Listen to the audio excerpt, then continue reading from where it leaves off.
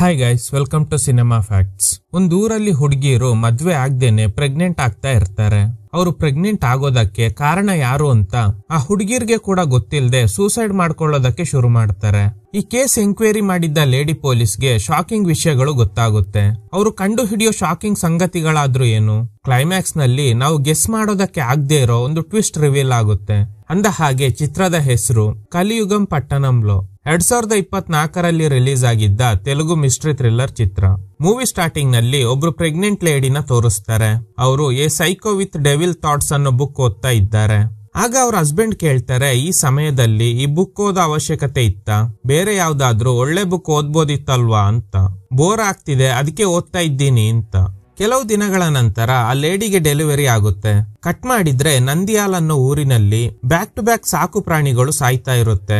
ಇದರಿಂದ ಗ್ರಾಮಸ್ಥರಿಗೆ ತುಂಬಾ ಭಯ ಆಗುತ್ತೆ. ಆಗ ಆ ಊರಿನ ಮುಖ್ಯಸ್ಥರು ಗ್ರಾಮಸ್ಥರ ಜೊತೆ ಮಾತಾಡಿ ಒಬ್ರು ವಾಚ್ಮ್ಯಾನ್ ನ ಕರೆಸಿ ಊರನ್ನ ಕಾವಲು ಕಾಯೋದಕ್ಕೆ ಹೇಳೋಣ, ಆಗ ಯಾರು ಪ್ರಾಣಿಗಳನ್ನ ಸಾಯಿಸ್ತಾ ಇದ್ದಾರೆ ಅನ್ನೋದು ಗೊತ್ತಾಗುತ್ತೆ ಅಂತ. ಕಟ್ ಮಾಡಿದ್ರೆ ಆ ಊರಿಗೆ ಒಬ್ರು ವಾಚ್ಮ್ಯಾನ್ ಬಂದು ಕಾವಲು ಕಾಯ್ತಾ ಇದ್ದಾರೆ. ಆಗ ರಾತ್ರಿ ಸಮಯದಲ್ಲಿ ಒಬ್ಬ ಹುಡುಗ ನಡ್ಕೊಂಡು ಬರ್ತಾ ಇದ್ದಾನೆ. ಅವನ್ ಕೈಯಲ್ಲಿ ರಕ್ತದ ಕಲೆ ಇರೋದನ್ನ ನೋಡಿ ವಾಚ್ಮ್ಯಾನ್ಗೆ ಅವನ ಮೇಲೆ ಡೌಟ್ ಶುರುವಾಗುತ್ತೆ. ಈಗ ಮತ್ತೆ ಒಂದು ಸಾಕು ಪ್ರಾಣಿ ಸತ್ತೋಗಿದೆ. ಊರಿನ ಜನ ವಾಚ್ಮ್ಯಾನ್ ನ ಕೇಳ್ತಾರೆ, ನೀವು ಕಾವಲು ಕಾಯ್ತಾ ಇದ್ರಿ ಅಲ್ವಾ, ಮತ್ತೆ ಹೇಗೆ ಮತ್ತೊಂದು ಪ್ರಾಣಿ ಸತ್ತೋಯ್ತು ಅಂತ. ಆಗ ವಾಚ್ಮ್ಯಾನ್ ಹೇಳ್ತಾರೆ, ನಿನ್ನೆ ರಾತ್ರಿ ಒಂದು ಹುಡುಗ ರೋಡ್ ನಲ್ಲಿ ಬರ್ತಿರೋದನ್ನ ನೋಡ್ದೆ. ಅವನ್ ಕೈಯೆಲ್ಲ ರಕ್ತ ಆಗಿತ್ತು. ಅವನೇ ಇಷ್ಟು ದಿನ ಈ ಊರಲ್ಲಿ ಪ್ರಾಣಿಗಳನ್ನ ಸಾಯಿಸ್ತಾ ಇದ್ದಾನೆ ಅನ್ಸುತ್ತೆ.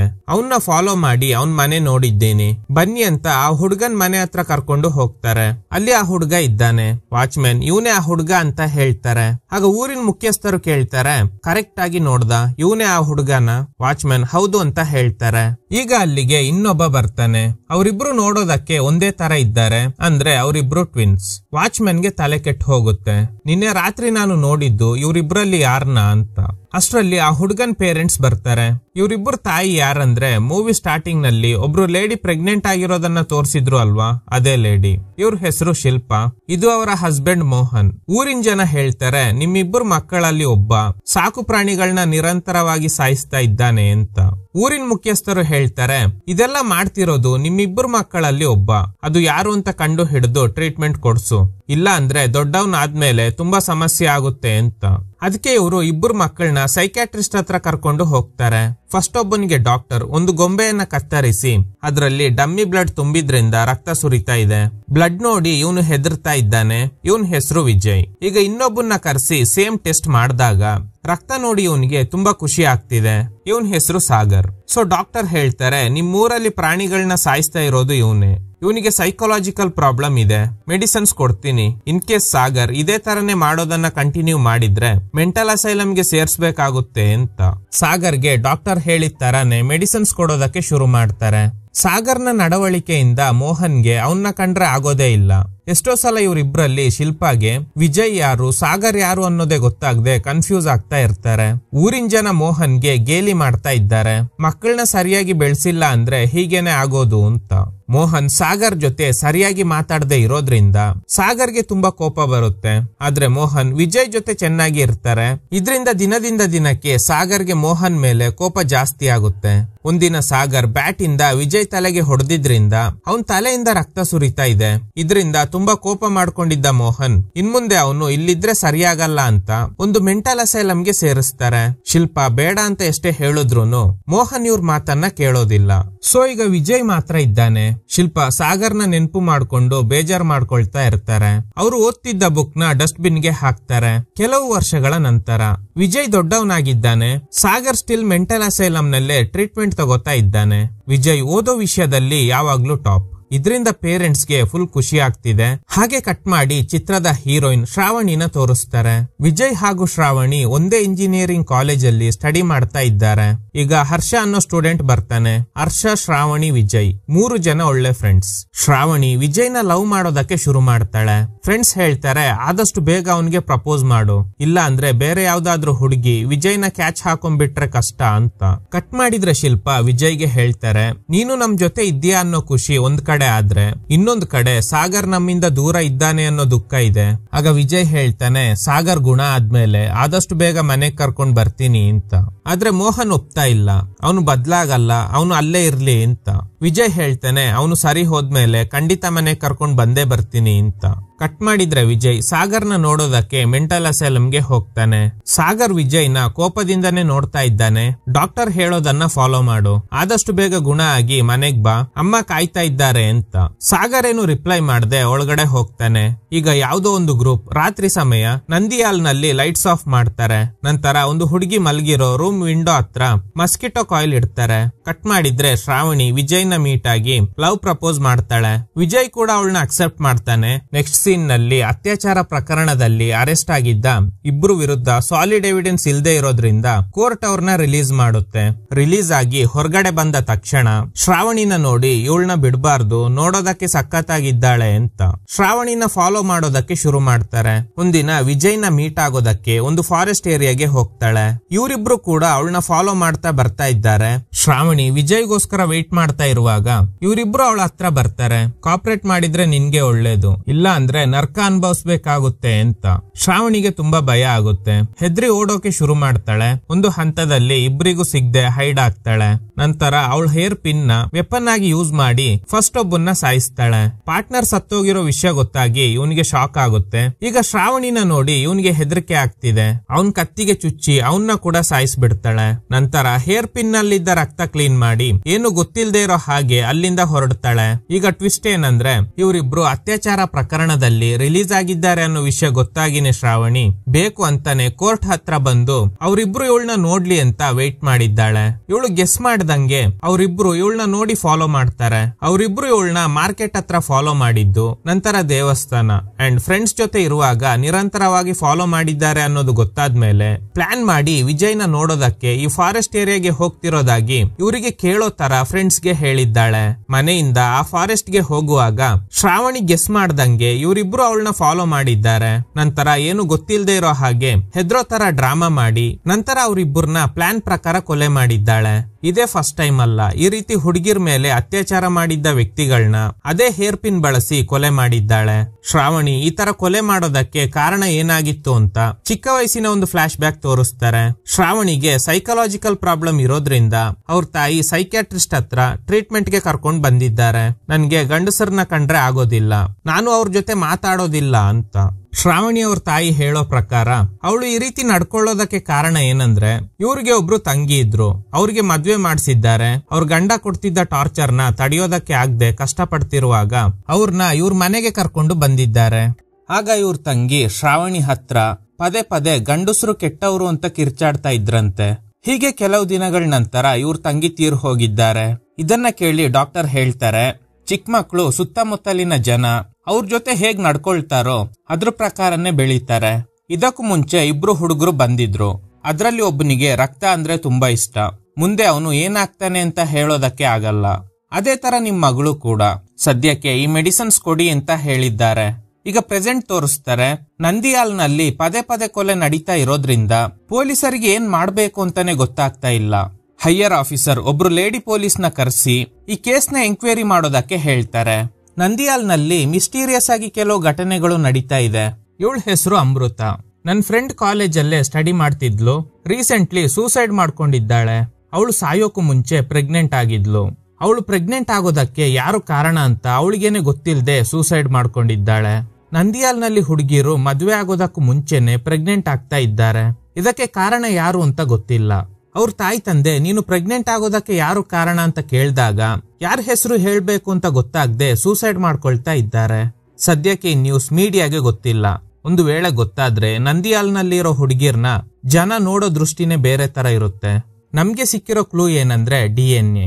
ಆ ಹುಡುಗಿರ್ ಬಾಡಿಲಿ ಸಿಕ್ಕಿರೋದು ಒಂದೇ ವ್ಯಕ್ತಿಯ DNA. ಇವನ್ ಯಾರು, ಮೋಟಿವ್ ಏನು, ಯಾವುದು ಕೂಡ ಗೊತ್ತಿಲ್ಲ. ಇನ್ನೊಂದು ಕಡೆ ಯಾರೋ ಹೆಣ್ಮಕ್ಳ ಮೇಲೆ ಅತ್ಯಾಚಾರ ಮಾಡಿರೋರ್ನ ಟಾರ್ಗೆಟ್ ಮಾಡಿ ಸಾಯಿಸ್ತಾ ಇದ್ದಾರೆ. ಸೊ ಈ ಎರಡು ಮಿಸ್ಟ್ರಿನ ಸಾಲ್ವ್ ಮಾಡ್ಬೇಕು ಅಂತ. ಶೋರ್ ಸರ್, ಖಂಡಿತ ಸಾಲ್ವ್ ಮಾಡ್ತೀನಿ ಅಂತ ಈ ಲೇಡಿ ಪೊಲೀಸ್ ಹೇಳ್ತಾರೆ. ಈ ಕಡೆ ಶ್ರಾವಣಿ ತಂದೆಗೆ ಆರೋಗ್ಯ ಸಮಸ್ಯೆ ಇರೋದ್ರಿಂದ ಶ್ರಾವಣಿ ಅವ್ರ ತಾಯಿ ಅವ್ರನ್ನ ಕರ್ಕೊಂಡು ಕೇರಳಗೆ ಹೋಗ್ತಾರೆ. ಕಟ್ ಮಾಡಿದ್ರೆ ಇವತ್ತು ವಿಜಯ್ಗೆ ಬರ್ಡೇ. ಅಂದ್ರೆ ಸಾಗರ್ ಕೂಡ ಹುಟ್ಟಿದ್ದು ಇದೇ ದಿನ. ಅದಕ್ಕೆ ವಿಜಯ್ ಸಾಗರ್ಗೋಸ್ಕರ ಶರ್ಟ್ ತಗೊಂಡು ಹೋಗ್ತಾನೆ. ಹಾಸ್ಪಿಟಲ್ ಸ್ಟಾಫ್ಗೆ ಹೇಳಿ ಸಾಗರ್ಗೆ ಈ ಡ್ರೆಸ್ ಹಾಕ್ಸಿ ಕರ್ಕೊಂಡ್ ಬನ್ನಿ ಅಂತ. ಸಾಗರ್ ಶರ್ಟ್ ಹಾಕೊಂಡು ಬರ್ತಾನೆ. ಇಬ್ರು ಹಾಕಿರೋ ಶರ್ಟ್ ಒಂದೇ ತರ ಇದೆ. ಹೀಗೆ ಇಬ್ರು ಮಾತಾಡುವಾಗ ಸಾಗರ್ ವಿಜಯ್ ಕೈ ಹಿಡಿದು ಜೋರಾಗಿ ಎಳಿತಾನೆ. ಇದರಿಂದ ಕಬ್ಬಿಣದ ಗ್ರಿಲ್ಗೆ ಅವನ್ ತಲೆ ಹೊಡೆದು ವಿಜಯ್ಗೆ ಗಾಯ ಆಗುತ್ತೆ. ಅಷ್ಟರಲ್ಲಿ ಹಾಸ್ಪಿಟಲ್ ಸ್ಟಾಫ್ ಬಂದು ವಿಜಯ್ನ ಸೇವ್ ಮಾಡ್ತಾರೆ. ಆ ಲೇಡಿ ಪೊಲೀಸ್ ಕೇಸ್ನ ಎಂಕ್ವೈರಿ ಮಾಡೋದಕ್ಕೆ ನಂದಿಯಾಲ್ಗೆ ಬರ್ತಾರೆ. ಹಾಸ್ಪಿಟಲ್ ಇಂದ ಮನೆಗೆ ಬಂದಾಗ ಇವನ್ ಮುಖದಲ್ಲಿ ಆಗಿರೋ ಗಾಯ ನೋಡಿ, ನಿನ್ಗೆ ಹೇಳಿದ್ದೆ ತಾನೆ ಸಾಗರ್ ಬದ್ಲಾಗಲ್ಲ, ಅವನ್ನ ಭೇಟಿ ಆಗೋದಕ್ಕೆ ಹೋಗ್ಬೇಡ ಅಂತ. ಆದ್ರೆ ನೀನು ನನ್ ಮಾತನ್ನ ಕೇಳ್ದೆ ಪದೇ ಪದೇ ಅಲ್ಲಿಗೆ ಹೋಗಿದ್ರಿಂದಾನೆ ನಿನ್ಗೆ ಈ ಗತಿ ಅಂತ. ಈ ಕಡೆ ಶ್ರಾವಣಿ ಅತ್ಯಾಚಾರ ಪ್ರಕರಣದಲ್ಲಿ ಭಾಗಿಯಾಗಿದ್ದ ಇನ್ನೊಬ್ಬನ್ನ ಟಾರ್ಗೆಟ್ ಮಾಡಿದ್ದಾಳೆ. ಅವನ್ನ ಕೊಲ್ಲೋದಕ್ಕೆ ಹೋಗ್ಬೇಕು ಅನ್ನುವಷ್ಟರಲ್ಲಿ ಈ ಲೇಡಿ ಪೊಲೀಸ್ ಅಲ್ಲಿಗೆ ಬರ್ತಾರೆ. ಶ್ರಾವಣಿಗೆ ಶಾಕ್ ಆಗುತ್ತೆ. ಮನೇಲಿ ಯಾರು ಇಲ್ವಾ ಅಂತ ಕೇಳಿದಾಗ ಅಪ್ಪ ಅಮ್ಮ ಟ್ರೀಟ್ಮೆಂಟ್ಗೆ ಕೇರಳಗೆ ಹೋಗಿದ್ದಾರೆ ಅಂತ ಹೇಳ್ತಾಳೆ. ಈ ಲೇಡಿ ಪೊಲೀಸ್ ಯಾರಂದ್ರೆ ಶ್ರಾವಣಿಯವ್ರ ತಾಯಿಯ ತಂಗಿ ಮಗಳು, ಅಂದ್ರೆ ಇವಳಿಗೆ ಆಂಟಿ. ಒಂದು ಸೀನ್ ನಲ್ಲಿ ಶ್ರಾವಣಿಯವ್ರ ತಾಯಿ ಶ್ರಾವಣಿಗೆ ಟ್ರೀಟ್ಮೆಂಟ್ ಕೊಡಿಸುವಾಗ ಹೇಳಿರ್ತಾರೆ ಅಲ್ವಾ, ನನ್ ತಂಗಿಗೆ ಮದ್ವೆ ಮಾಡ್ಸಿದ್ವಿ, ಆದ್ರೆ ಗಂಡ ಕೊಡ್ತಿದ್ದ ಟಾರ್ಚರ್ ತಡೆಯೋದಕ್ಕೆ ಆಗದೆ ಕಷ್ಟ ಪಡ್ತಿರುವಾಗ ಮನೆಗೆ ಕರ್ಕೊಂಡ್ ಬಂದ್ವಿ ಅಂತ. ಆ ತಂಗಿ ಮಗಳೇ ಈ ಲೇಡಿ ಪೊಲೀಸ್.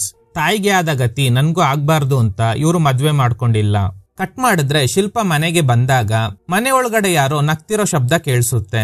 ಯಾರು ಅಂತ ವಿಂಡೋ ಹತ್ರ ಹೋಗಿ ನೋಡಿದ್ರೆ ಇವನು ನಗ್ತಿರೋ ರೀತಿ, ಬಾಡಿ ಲ್ಯಾಂಗ್ವೇಜ್ ನೋಡಿ ಇವನು ವಿಜಯ್ ಅಲ್ಲ ಸಾಗರ್ ಅನ್ನೋದು ಕನ್ಫರ್ಮ್ ಆಗುತ್ತೆ. ಸಾಗರ್ ಹೇಗೆ ಬಂದ ಅಂತ ಶಿಲ್ಪ ಅವರಿಗೆ ಶಾಕ್ ಆಗುತ್ತೆ. ಈ ಕಡೆ ಈ ಲೇಡಿ ಪೊಲೀಸ್ ಫಸ್ಟ್ ಅಮೃತ ಮನೆಗೆ ಹೋಗ್ತಾರೆ. ಅಮೃತ ಅವ್ರ ತಾಯಿ ಹೇಳೋ ಪ್ರಕಾರ ಅಮೃತ ಒಂದಿನ ಕಾಲೇಜಿಂದ ಅಳ್ತಾ ಮನೆಗೆ ಬಂದಿದ್ದಾಳೆ.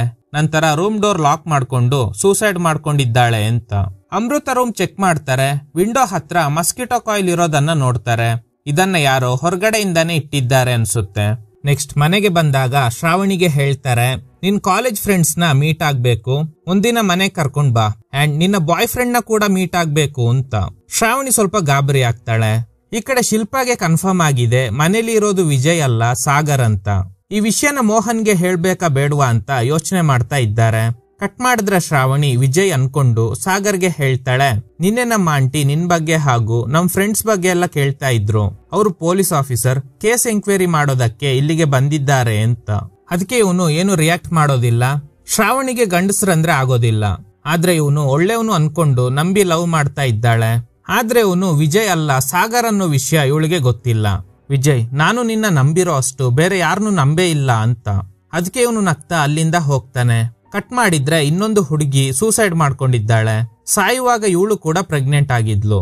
ಈ ಲೇಡಿ ಪೊಲೀಸ್ಗೆ ತಲೆ ಕೆಟ್ಟು ಹೋಗ್ತಿದೆ, ಈ ಮಿಸ್ಟ್ರಿನ ಹೇಗೆ ಸಾಲ್ವ್ ಮಾಡೋದು ಅಂತ. ಈಗ ಸತ್ತೋಗಿರೋ ಹುಡುಗಿ ರೂಮ್ ಚೆಕ್ ಮಾಡ್ತಾರೆ. ಇಲ್ಲೂ ಕೂಡ ವಿಂಡೋ ಹತ್ರ ಮಸ್ಕಿಟೋ ಕಾಯಿಲ್ ನ ಬೂದಿ ಇದೆ. ನೆಕ್ಸ್ಟ್ ಇದಕ್ಕೂ ಮುಂಚೆ ಸತ್ತೋಗಿದ್ದ ಅಮೃತ ಬಾಯ್ ಫ್ರೆಂಡ್ ಆಗಿದ್ದ ಹರ್ಷನ ಮೀಟ್ ಆಗಿ ಎಂಕ್ವೈರಿ ಮಾಡ್ತಾರೆ. ಇವನ್ ಹೇಳೋ ಪ್ರಕಾರ, ನಾನು ಅಮೃತನ ತುಂಬಾ ಲವ್ ಮಾಡ್ತಿದ್ದೆ, ಆದ್ರೆ ಅವಳು ಬೇರೆ ಯಾರ ಜೊತೆನೋ ಇಂಟಿಮೇಟ್ ಆಗಿ ಪ್ರೆಗ್ನೆಂಟ್ ಆಗಿದ್ಲು. ಈ ವಿಷಯ ಅವ್ರ ಮನೆಗೆ ಗೊತ್ತಾಗಿದ್ರಿಂದ ಸೂಸೈಡ್ ಮಾಡ್ಕೊಂಡಿದ್ದಾಳೆ. ಅವಳನ್ನ ಲವ್ ಮಾಡಿದ ತಪ್ಪಿಗೆ ನಾನು ನಿಧಾನವಾಗಿ ಹುಚ್ಚ ಆಗ್ತಿದ್ದೀನಿ ಅಂತ. ಹೆಂಗೆ ನೋಡಿದ್ರು ಈ ಕೇಸ್ ನಲ್ಲಿ ಯಾವುದೇ ಲೀಡ್ ಸಿಗ್ತಾ ಇಲ್ಲ. ಕಟ್ ಮಾಡಿದ್ರೆ ಇವರು ನಿನ್ನ ಬಾಯ್ ಫ್ರೆಂಡ್ ನ ನೋಡ್ಬೇಕು ಅಂತ ಹೇಳಿದ್ರಿಂದ ಶ್ರಾವಣಿ ಅವನಿಗೆ ಕಾಲ್ ಮಾಡ್ತಾಳೆ, ಆದ್ರೆ ಸ್ವಿಚ್ ಆಫ್ ಬರ್ತಿದೆ. ನೆಕ್ಸ್ಟ್ ಒಬ್ಬ ಸ್ಟ್ರೇಂಜರ್ ಶ್ರಾವಣಿ ರೂಮ್ ಹತ್ರ ಮಸ್ಕಿಟೋ ಕಾಯಿಲ್ ಇಡ್ತಾನೆ. ಮಾರ್ನಿಂಗ್ ಎದ್ದು ನೋಡಿ ಗಾಬರಿ ಆಗ್ತಾಳೆ. ಯಾಕಂದ್ರೆ ನಿನ್ನೆ ರಾತ್ರಿ ಯಾರೋ ಇವಳ ಜೊತೆ ಇಂಟಿಮೇಟ್ ಆಗಿದ್ದಾರೆ. ಅದು ಯಾರು ಅಂತ ಗೊತ್ತಿಲ್ಲ. ಬೆಡ್ಶೀಟ್ ಹಾಗೂ ಡ್ರೆಸ್ ಮೇಲೆ ಸೀಮನ್ ಸ್ಟೈನ್ಸ್ ಇದೆ. ಈ ಲೇಡಿ ಪೊಲೀಸ್ ಮಲಗಿದ್ದ ರೂಮ್ ನಲ್ಲೂ ಮಸ್ಕಿಟೋ ಕಾಯಿಲ್ ಇದೆ. ಇವರಿಗೆ ಶಾಕ್ ಆಗುತ್ತೆ. ನೆಕ್ಸ್ಟ್ ಡೇ ಶ್ರಾವಣಿ ಇವನ್ನ ಮೀಟ್ ಆಗಿ, ಯಾಕೆ ನಿನ್ನೆ ಕಾಲ್ ಮಾಡಿದಾಗ ಸ್ವಿಚ್ ಆಫ್ ಬರ್ತಿತ್ತು ಅಂತ. ಅದಕ್ಕೆ ಇವನು ತಾಯಿಗೆ ಹುಷಾರಿರ್ಲಿಲ್ಲ, ಅದಕ್ಕೆ ಹಾಸ್ಪಿಟಲ್ಗೆ ಹೋಗಿದ್ದೆ, ಫೋನ್ ಮನೇಲೆ ಇತ್ತು ಅಂತ. ಕಟ್ ಮಾಡಿದ್ರೆ ಈ ಲೇಡಿ ಪೊಲೀಸ್, ನಿನ್ ಬಾಯ್ ಫ್ರೆಂಡ್ ನ ಫೋಟೋ ಆದ್ರೂ ತೋರ್ಸು ಅಂತ ಹೇಳಿ ಫೋಟೋ ನೋಡ್ತಾರೆ. ರಾತ್ರಿ ಸಮಯದಲ್ಲಿ ಹುಡುಗಿರಿರೋ ರೂಮ್ ನ ವಿಂಡೋ ಹತ್ರ ಮಸ್ಕಿಟೋ ಕಾಯಿಲ್ ಕಸಿಡ್ತಾ ಇರೋದು ಯಾರು ಅಂತ ಚೆಕ್ ಮಾಡ್ತಾ ಇದ್ದಾರೆ. ಆದ್ರೆ ಯಾರು ಕಾಣಿಸ್ತಾ ಇಲ್ಲ. ರಿಟರ್ನ್ ಮನೆಗೆ ಬಂದಾಗ ಪವರ್ ಕಟ್ ಆಗಿದೆ. ರೂಮ್ ಪೂರ್ತಿ ಕತ್ಲೆ ಆಗಿರೋದ್ರಿಂದ ಏನು ಕಾಣಿಸ್ತಾ ಇಲ್ಲ. ಆಗ ಈ ಲೇಡಿ ಪೊಲೀಸ್ಗೆ ಅನ್ಸುತ್ತೆ ಯಾರೋ ಸ್ಟ್ರೇಂಜರ್ ಮನೆ ಒಳಗಡೆ ಇದ್ದಾನೆ ಅಂತ. ಅದಕ್ಕೆ ಗನ್ ತೆಗಿತಾರೆ. ಅಷ್ಟರಲ್ಲಿ ಯಾರೋ ಡ್ರಗ್ ಇಂಜೆಕ್ಟ್ ಮಾಡ್ತಾರೆ. ಕಟ್ ಮಾಡಿದ್ರೆ ನೆಕ್ಸ್ಟ್ ಡೇ ಹೈಯರ್ ಆಫೀಸರ್ ನ ಮೀಟ್ ಆಗಿ, ಈ ಕೇಸ್ ನ ಕ್ರ್ಯಾಕ್ ಮಾಡಿದ್ದೀನಿ, ನಂದಿಯಾಲ್ ನಲ್ಲಿ ನಡೀತಾ ಇರೋದು ತುಂಬಾನೇ ದೊಡ್ಡ ಕ್ರೈಮ್. ಸೊ ಇವರು ಎಂಕ್ವೈರಿ ಸಂದರ್ಭದಲ್ಲಿ ಕಂಡು ಹಿಡಿದಿದ್ದ ವಿಷಯನ ಹೇಳೋದಕ್ಕೆ ಶುರು ಮಾಡ್ತಾರೆ. ಆ ದಿನ ಮನೆಗೆ ಬಂದಾಗ ಯಾರೋ ಡ್ರಗ್ ಇಂಜೆಕ್ಟ್ ಮಾಡಿದ್ರು ಅಲ್ವಾ, ಅದು ಬೇರೆ ಯಾರು ಅಲ್ಲ, ಅದು ಇವನೇ. ಆದ್ರೆ ಇವನು ಸಾಗರ ಅಥವಾ ವಿಜಯ ಅನ್ನೋದು ಕನ್ಫ್ಯೂಷನ್. ಅದಕ್ಕೆ ಉತ್ತರ ಮುಂದೆ ಸಿಗುತ್ತೆ. ನಾನೇ ಅನ್ನೋದು ಹೇಗ್ ಗೊತ್ತಾಯ್ತು ಅಂತ ಕೇಳ್ತಾನೆ. ಪೊಲೀಸ್ಗೆ ಸಣ್ಣ ಕ್ಲೂ ಸಿಕ್ಕಿದ್ರೆ ಸಾಕು ಅಂತ. ಈಗ ಹೈಯರ್ ಆಫೀಸರ್ ಕೊಟ್ಟಿದ್ದ ಕ್ಲೂ ಬಗ್ಗೆ ಹೇಳ್ತಾಳೆ. ಅದೇನಂದ್ರೆ ನನ್ನ ಫ್ರೆಂಡ್ ಮಗ ಹರ್ಷ ಇಂಜಿನಿಯರಿಂಗ್ ಸ್ಟೂಡೆಂಟ್, ಅಂದ್ರೆ ಅಮೃತ ಅವ್ರ ಲವರ್ ಆಗಿದ್ದ ಹರ್ಷ. ಅವನಿಗೆ ಹೆಲ್ತ್ ಇಶ್ಯೂ ಇದೆ ಅಂತ ಹಾಸ್ಪಿಟಲ್ಗೆ ಸೇರಿಸಿದಾಗ ಗೊತ್ತಾಯ್ತು ಅವನ್ ಬಾಡಿಲಿ ಡ್ರಗ್ಸ್ ಇದೆ ಅಂತ. ಅದು ಭಯಂಕರ ಡ್ರಗ್. ಅದು ಸಿಟಿಲಿ ಸಿಗೋದಿಲ್ಲ, ನಂದಿಯಾಲ್ನಲ್ಲಿ ಮಾತ್ರ ಸಿಗೋ ಡ್ರಗ್. ನಂದಿಯಾಲ್ ಪಕ್ಕದಲ್ಲೇ ನಲ್ಲಮಲ ಅನ್ನೋ ಫಾರೆಸ್ಟ್ ಇದೆ. ಅಲ್ಲಿ ಈ ಮತ್ ಬರೋ ಗಿಡ ಸಿಗುತ್ತೆ. ಇದರಿಂದನೇ ಆ ಡ್ರಗ್ ನ ತಯಾರು ಮಾಡ್ತಾರೆ. ಇದು ಸಿಟಿಲಿ ಸಿಗೋ ಡ್ರಗ್ ಗಿಂತ ತುಂಬಾ ಪವರ್ಫುಲ್. ನಂದಿಯಾಲ್ನಲ್ಲಿ ಯಾರೋ ಒಂದು ಗ್ಯಾಂಗ್ ಕಟ್ಕೊಂಡು ಆ ಗಿಡಗಳನ್ನ ಬಳಸಿ ಡ್ರಗ್ ರೆಡಿ ಮಾಡ್ತಾ ಇದ್ದಾರೆ ಅಂತ. ಇದನ್ನ ಕೇಳಿ ಈಗ ಇವನು ಒಂದು ಫ್ಲಾಶ್ ಬ್ಯಾಕ್ ಹೇಳ್ತಾನೆ. ಫಸ್ಟ್ ಟೈಮ್ ಇವನು ಹರ್ಷ ಜೊತೆ ಹೈದರಾಬಾದ್ಗೆ ಹೋದಾಗ ಅವನು ಇವನಿಗೆ ಡ್ರಗ್ಸ್ ಕೊಟ್ಟಿದ್ದಾನೆ. ನಂತರ ಕಾಲ್ ಗರ್ಲ್ಸ್ ನ ಕರೆದು ಎಂಜಾಯ್ ಮಾಡಿದ್ದಾರೆ. ಇವನು ಡ್ರಗ್ ಯೂಸ್ ಮಾಡಿ ಇಂಟಿಮೇಟ್ ಆಗಿದ್ರಿಂದ ಅದು ಇವನಿಗೆ ಹ್ಯಾಬಿಟ್ ಆಗಿದೆ. ಪದೇ ಪದೇ ಇದೇ ತರನೇ ಮಜಾ ಮಾಡ್ಬೇಕು ಅಂತ ಡಿಸೈಡ್ ಮಾಡಿದ್ದಾನೆ. ಮತ್ತೆ ಅದೇ ಡ್ರಗ್ ಸಿಗದೆ ಇರೋದ್ರಿಂದ ಒಂಟಿತನ ಕಾಡೋದಕ್ಕೆ ಶುರುವಾಗಿದೆ.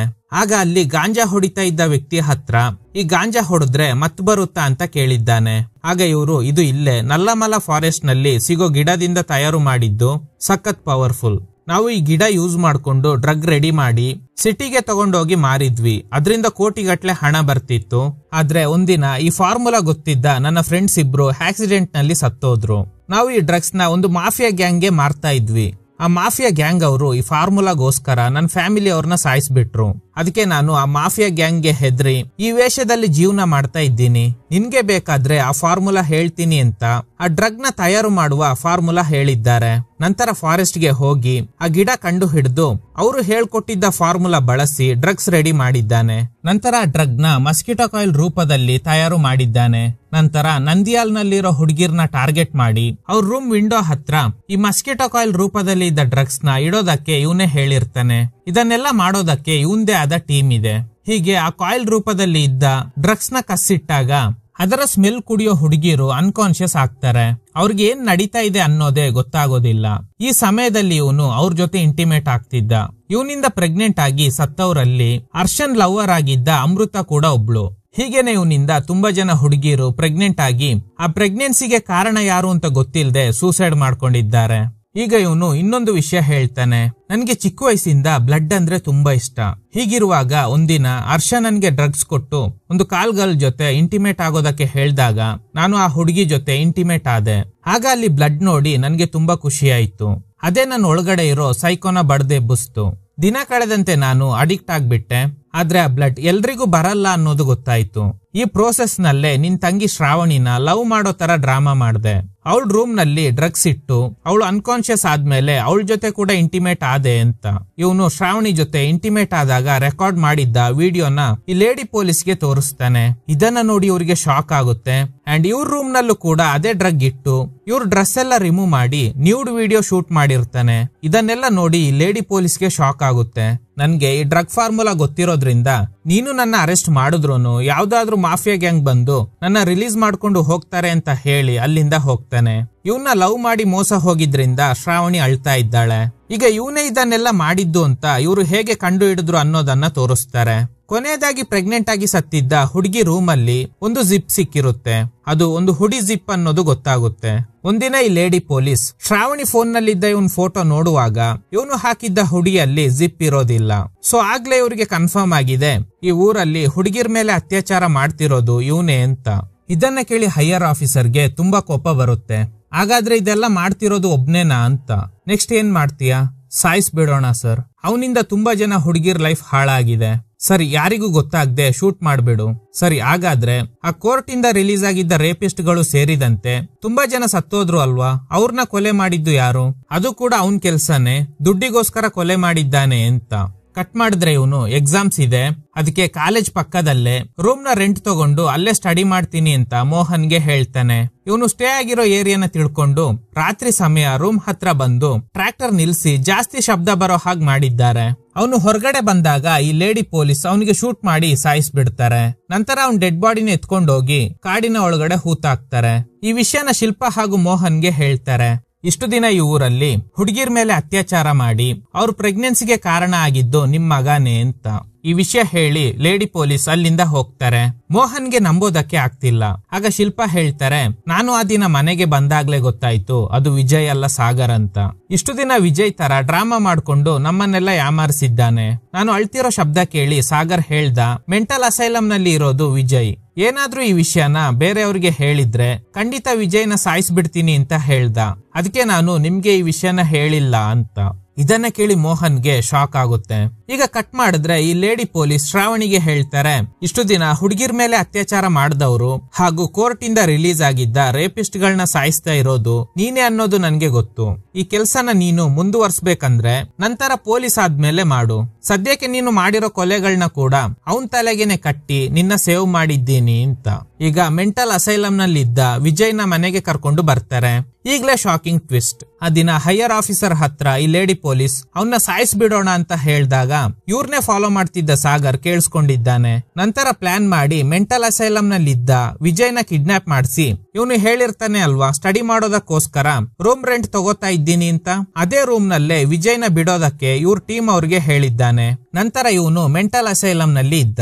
ಆ ದಿನ ವಿಜಯ್ ಟ್ರ್ಯಾಕ್ಟರ್ ಶಬ್ದ ಕೇಳಿ ಹೊರಗಡೆ ಬಂದಾಗ ಇವನೇ ಸಾಗರ್ ಅನ್ಕೊಂಡು ಶೂಟ್ ಮಾಡಿ ಸಾಯಿಸಿದ್ದಾರೆ. ಮೆಂಟಲ್ ಅಸೈಲಂ ನಲ್ಲಿದ್ದ ವಿಜಯ್ಗೆ ಮೆಂಟಲ್ ಇಲ್ನೆಸ್ ಜಾಸ್ತಿ ಆಗೋ ತರ ಇವನೇ ತಯಾರು ಮಾಡಿದ್ದ ಡ್ರಗ್ಸ್ ನ ಓವರ್ ಡೋಸ್ ಕೊಡ್ಸಿದ್ದಾನೆ. ಸಾಗರ್ಗೆ ಹೆಲ್ಪ್ ಮಾಡೋದಕ್ಕೆ ಅಂತ ಈ ಅಸೈಲಂ ನಲ್ಲಿ ಒಬ್ಬ ಇರ್ತಾನೆ. ಅವನ್ ಹೆಲ್ಪ್ ಇಂದಾನೆ ಇಂಜೆಕ್ಷನ್ ನೆಪದಲ್ಲಿ ಪ್ರತಿ ಸಲ ಹೋದಾಗ ಡ್ರಗ್ಸ್ ಕೊಟ್ಟು ವಿಜಯ್ಗೆ ಹುಚ್ಚು ಜಾಸ್ತಿ ಆಗೋ ತರ ಮಾಡಿದ್ದಾನೆ. ಈ ವಿಷಯ ಗೊತ್ತಾಗಿನೇ ಆ ದಿನ ವಿಜಯ್ ಇವನ್ ಮೇಲೆ ಅಟ್ಯಾಕ್ ಮಾಡಿರ್ತಾನೆ. ಆಗ ಸಾಗರ್ ಇವನೇ ಬೇಕು ಅಂತ ಆ ಕಬ್ಬಿಣದ ಗ್ರಿಲ್ಗೆ ತಲೆ ಹೊಡ್ಕೊಂಡು ಇವನೇ ಅಟ್ಯಾಕ್ ಮಾಡಿದ್ದು ಅನ್ನೋ ತರ ಇವನ್ನ ಫ್ರೇಮ್ ಮಾಡಿದ್ದಾನೆ. ಈಗ ನಿಮ್ಗೆ ಕನ್ಫ್ಯೂಸ್ ಆಗ್ಬೋದು, ಮೆಂಟಲ್ ಇಲ್ನೆಸ್ ಇರೋದ್ರಿಂದ ಮೆಂಟಲ್ ಅಸೈಲಂಗೆ ಸೇರಿದ್ದು ಸಾಗರ್ ಅಲ್ವಾ, ಮತ್ತೆ ಹೇಗೆ ವಿಜಯ್ ಮೆಂಟಲ್ ಅಸೈಲಂ ನಲ್ಲಿ ಇದ್ದಾನೆ ಅಂತ. ಸೊ ನಿಮ್ಮ ಎಲ್ಲ ಕನ್ಫ್ಯೂಸ್ ನ ಕ್ಲಿಯರ್ ಮಾಡ್ತೀನಿ. ಸಾಗರ್ನ ನಡವಳಿಕೆ ನೋಡಿ ಮೋಹನ್ ಅವನ್ನ ಹೇಟ್ ಮಾಡೋದಕ್ಕೆ ಶುರು ಮಾಡಿದ್ರು ಅಲ್ವಾ, ಇದರಿಂದ ಸಾಗರ್ಗೆ ತುಂಬಾ ಕೋಪ ಬಂದಿದೆ. ಆಗ ಸಾಗರ್ ವಿಜಯ್ಗೆ ಹೇಳ್ತಾನೆ, ನೀನು ಜೀವಂತವಾಗಿ ಇರ್ಬೇಕಂದ್ರೆ ಈ ಮನೆ ಬಿಟ್ಟು ಹೋಗು, ಇಲ್ಲ ಅಂದ್ರೆ ನಿನ್ನ ಸಾಯಿಸ್ಬಿಡ್ತೀನಿ. ಅಪ್ಪ ಅಮ್ಮನ್ ಪ್ರೀತಿ ಪೂರ್ತಿ ನನ್ಗೆ ಸಿಗ್ಬೇಕು ಅಂತ ಹೇಳಿ ಇವನೇ ಬ್ಯಾಟ್ ಇಂದ ತಲೆಗೆ ಹೊಡ್ಕೊಂಡು ಗಾಯ ಮಾಡ್ಕೊಂಡಿದ್ದಾನೆ. ಈ ವಿಷಯ ಕೂಡ ಯಾರಿಗೂ ಹೇಳ್ಬೇಡ, ಹೇಳಿದ್ರೆ ನಿನ್ ಕತೆ ಅಷ್ಟೇ ಅಂತ ವಿಜಯ್ಗೆ ಹೆದರಿಸಿ ನಂತರ ಜೋರಾಗಿ ಕಿರ್ಚ್ಕೊಂಡಿದ್ದಾನೆ. ಇದನ್ನ ನೋಡಿ ಮೋಹನ್ ಸಾಗರ್ಗೆ ಮೆಂಟಲ್ ಇಲ್ನೆಸ್ ಜಾಸ್ತಿ ಆಗಿದೆ ಅಂತ ಮೆಂಟಲ್ ಅಸೈಲಂಗೆ ಸೇರಿಸಿದ್ದಾರೆ. ಆದ್ರೆ ಮೆಂಟಲ್ ಅಸೈಲಂ ಸೇರಿದ್ದು ಸಾಗರ್ ಅಲ್ಲ, ಅದು ವಿಜಯ್. ಸಾಗರ್ ವಿಜಯ್ ತರ ಡ್ರಾಮಾ ಮಾಡ್ತಾ ಇವ್ರಿಗೆಲ್ಲ ಯಾಮಾರಿಸಿದ್ದಾನೆ. ನಂತರ ಡ್ರಗ್ಸ್ ಎಲ್ಲ ತಯಾರಿಸಿ ನಂದಿಯಾಲ್ ನಲ್ಲಿದ್ದ ಹುಡುಗಿರ್ನ ಟಾರ್ಗೆಟ್ ಮಾಡಿ ನಿರಂತರವಾಗಿ ಅವ್ರಗಳ ಮೇಲೆ ಅತ್ಯಾಚಾರ ಮಾಡಿರ್ತಾನೆ. ಅವರೆಲ್ಲ ಪ್ರೆಗ್ನೆಂಟ್ ಆಗಿ ಸೂಸೈಡ್ ಮಾಡ್ಕೊಂಡಿರ್ತಾರೆ. ಕೊನೆಗೆ ಪೊಲೀಸರು ಅವನ್ನ ಶೂಟ್ ಮಾಡ್ತಾರೆ ಅನ್ನೋದು ಗೊತ್ತಾದ್ಮೇಲೆ ಅಸೈಲಂ ನಲ್ಲಿದ್ದ ವಿಜಯ್ನ ಆ ರೂಮ್ ನಲ್ಲಿ ಬಿಟ್ಟು ಇವನು ಅಸೈಲಂ ನಲ್ಲಿ ಇದ್ದ. ಯಾವಾಗ ಪೊಲೀಸರು ವಿಜಯ್ಗೆ ಶೂಟ್ ಮಾಡಿ ಕೇಸ್ ಕ್ಲೋಸ್ ಮಾಡಿದ್ರು ಆಗ್ಲೇ ಮೋಹನ್ ಇವನ್ನ ಅಸೈಲಂ ಇಂದ ಕರ್ಕೊಂಡ್ ಬಂದ್ರು. ಇವನು ವಿಜಯ್ ಅಲ್ಲ ಸಾಗರ್ ಅನ್ನೋದು ಪಾಪ ಇವರಿಗೆ ಗೊತ್ತೇ ಇಲ್ಲ.